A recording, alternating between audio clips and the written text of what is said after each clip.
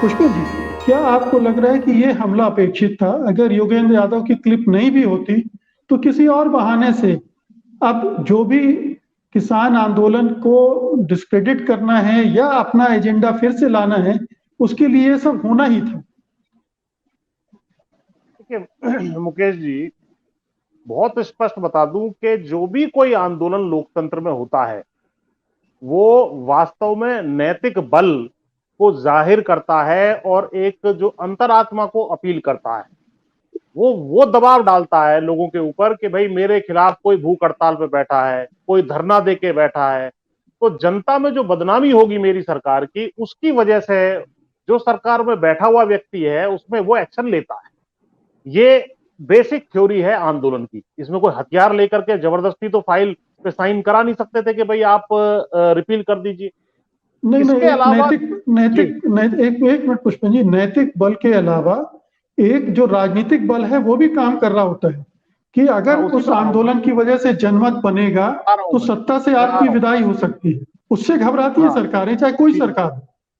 हाँ मैं उसी बात को कह रहा था कि ये जो नैतिक बल होता है, पहले तो जनता में आवाज जाती है कि सरकार इतने बड़े वर्ग के साथ अन्याय कर रही है। फिर जनमत धीरे धीरे सरकार के खिलाफ तैयार होता है और जनमत अंत में जाकर के वोट में परिवर्तित हो सकता है जो उसके खिलाफ डलती है। तो ये जो तीसरी स्टेज आती है उससे पहले ही सरकारें जनरली मान मान जाती हैं बात को। लेकिन क्योंकि सरकार ने इसमें नहीं माना था, बाद में आके माना, तो निश्चित रूप से जो बाकी मांगे रह गई थी उसमें दबाव बनाने के लिए जो इन्होंने बात कही है, ये जो वोट की चोट वाली बात आई थी जिसका बंगाल में इस्तेमाल किया गया या अन्य जगह भी इस्तेमाल किया गया या इस्तेमाल करने की यूपी मिशन के माध्यम से बात कही गई, उसमें यही था कि साहब आपने क्योंकि 700 किसानों के मरने के बावजूद भी हमारी सारी मांगे सहमति बनने के बावजूद भी नहीं मानी है। भाई जब 10 फरवरी को वोट डाला है तो लगभग 2 महीने बीत चुके थे आंदोलन को उठे हुए, तब तक कोई कमेटी नहीं निर्माण हुई थी। तो हमारा वो नैतिक बल को वोट के माध्यम से उसके ऊपर एक चोट करने की नियत थी। लेकिन जो योगेंद्र यादव जी ने कहा है, क्योंकि हम उसमें मेन प्लेयर अंदर नहीं थे, हम मैदान के अंदर नहीं थे, हम मैदान के बाहर थे। मैदान के बाहर हमने नैतिक बल के माध्यम से या अपने आंदोलन के माध्यम से या अपने आप जैसे मीडिया कर्मियों के माध्यम से अपनी बात जनता में पहुंचाई थी।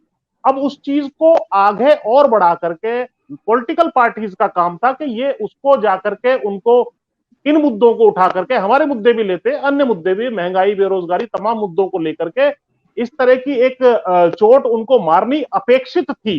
भाई हमसे अगर किसी की लड़ाई हो रही है तो हम तो चाहेंगे ना हमारा पड़ोसी भी हमारा साथ दे। तो ये लोग जिस प्रकार अन्ना आंदोलन में एक माहौल का लाभ बीजेपी ने उठा करके सत्ता पे काबिज हुए, वो हो गए।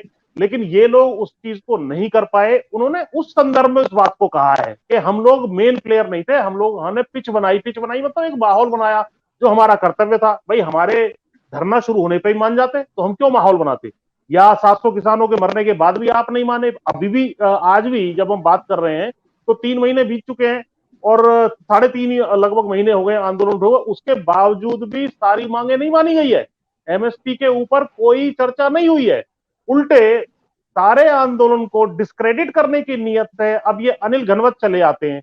अनिल घनवत हो, चाहे अशोक गुलाटी हो या अन्य तीसरे एक व्यक्ति हो, इनकी पहले से ही सार्वजनिक रूप से लेखों के माध्यम से, बयानों के माध्यम से बहुत क्लैरिटी थी कि वो इन जो कानून थे उनके फेवर के व्यक्ति थे। उन्हीं को आपने जो है उसमें बना दिया। तो ये तो पहले तो न्याय के पहले सिद्धांत का वायलेशन हुआ था कि इनको उसमें कमेटी में रखा गया।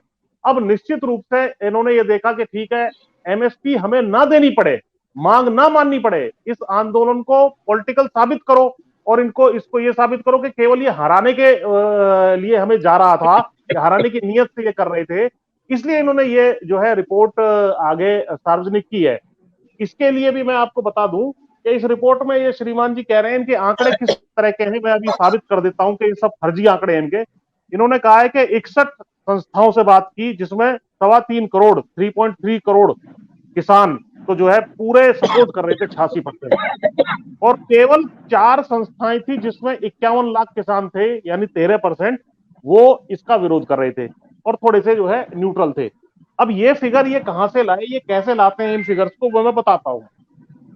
ये इन्होंने एक लेख, इसके जो अशोक गुलाटी हैं, उन्होंने ये हाउ टू हेल्प फार्मर्स, ये लेख इंडियन एक्सप्रेस में छपा था इनका 20 दिसंबर 2021 को। इसमें इन्होंने लिखा था कि यदि एमएसपी की ही फसलों की अगर हम बात करें, उसमें उसकी 10% खरीद करनी हो तो 5.5 लाख करोड़ रुपया तकरीबन खर्च हो जाएगा।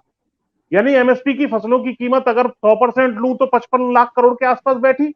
अरे सारी एग्रीकल्चर जीडीपी 32-33 लाख करोड़ की है, आप कह रहे हो 55 लाख करोड़ रुपए की टोटल एमएसपी की फसलें हैं, उसमें से 10% खरीदे तो खर्चा आएगा अपना 5.5 लाख करोड़ रुपया। इसके जवाब में मैंने 10 दिन बाद ये maximum support minimum support maximum gain करके इंडियन एक्सप्रेस में जवाब देते हुए ये लेख लिखा था। इसमें इस क्वेश्चन को हमने उठाया कि आपने किस आधार पर जो है जाकर के कह दिया कि 10% एमएसपी की फसल खरीदने पे 5.5 लाख करोड़ रुपए खर्चा आ जाएगा, जबकि इसमें हमने बताया कि एमएसपी की फसलों की सारी कीमत 12 लाख करोड़ है और उसमें से केवल 8 लाख करोड़ की फसलें मार्केट में आती हैं। तो इनके इन आंकड़ों से साबित होता है कि इनके जो आंकड़े हैं ये सब फर्जी हैं कि हमने 4 करोड़ किसान 3 करोड़ किसान वाली संस्थाओं से बात कर ली और ये कर ली वो कर ली, और ये छटपटा रहे थे। भाई जब सुप्रीम कोर्ट में सीलबंद एक चीज पड़ी हुई है, किस अधिकार से आपने उसको रिलीज करने की कोशिश की, सुप्रीम कोर्ट ने उसके ऊपर क्या व्यू लिया?